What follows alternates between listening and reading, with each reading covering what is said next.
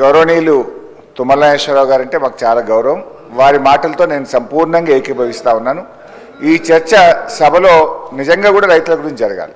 రాష్ట్రంలో కోట్లాది మంది రైతులు ఏం జరుగుతుంది, రైతు బంధు భవిష్యత్తు ఏంది అని ఎంతో ఆశతో ఎదురు చూస్తూ ఉన్నారు. తప్పకుండా దాని మీద కేటీఆర్ గారు మాట్లాడతారు. దయచేసి నేను స్పీకర్ గారిని కోరేది, కేటీఆర్ గారు 5 నిమిషాలు మాట్లాడితే తుమ్మల నాగేశ్వరరావు గారు 3 సార్లు వేసిండ్రు. దాదాపు 10 నిమిషాలు 15 నిమిషాలు వెంకటరెడ్డి గారు మాట్లాడారు. విప్పు గారు 2 సార్లు వేసిండ్రు. ఇట్లా ఇంటరప్ట్ చేస్తే ఫ్లో పోతుంది. దయచేసి మీరు ఇంటరప్ట్ చేయొద్దనేది ఒక మనవి. ఇక వెంకటరెడ్డి గారు నా పేరు తీసుకున్నారు కనుక నేను దానికి పరిమితంగా చెప్పే ప్రయత్నం చేస్తాను. ఎందుకంటే సభను తప్పుదో పట్టించే ప్రయత్నం చేసినారు.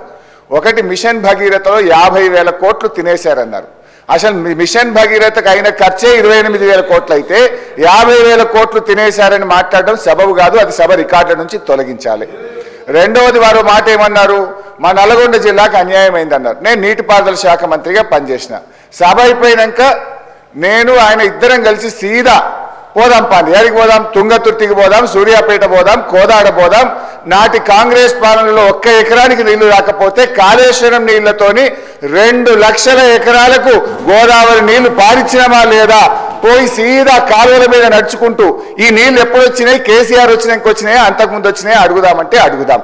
మూడోది, నల్లగొండకి ఏం చేయలేదని మాట్లాడడం కూడా కరెక్ట్ కాదు. నల్లగొండలో 3 మెడికల్ కాలేజీలు పెట్టింది కేసీఆర్ గారు. నల్లగొండ పట్టణంలో గతంలో మీరు మంత్రిగా ఉన్నప్పుడు ఎట్లా ఉంది, కేసీఆర్ గారు నల్లగొండ పట్టణాన్ని గత 5 ఏళ్లలో ఎంత అభివృద్ధి చేశారో నల్లగొండ పట్టణ ప్రజలను అడుగుతా కూడా చెప్తారు అధ్యక్ష. యాదాద్రి పవర్ ప్లాంట్ ఇచ్చిన అధ్యక్ష. ఇలా నల్లగొండను అన్ని రకాలుగా ఆ జిల్లాను సమగ్రంగా అభివృద్ధి చేసింది బీఆర్ఎస్ పార్టీ. దయచేసి ఇంకా చాలా చెప్పగలుగుతా కానీ చర్చ రైతు బంధు మీద జరగాలి కనుక మీ మీద గౌరవం కొద్దీ మీ సూచన మేరకు కూర్చుంటున్నాం. దయచేసి డిస్కషన్ రైతు బంధు మీద జరిగే విధంగా కేటీఆర్ గారికి అవకాశం ఇవ్వాలి. చర్చను డైవర్ట్ చేయొద్దని కోరుతున్నాం.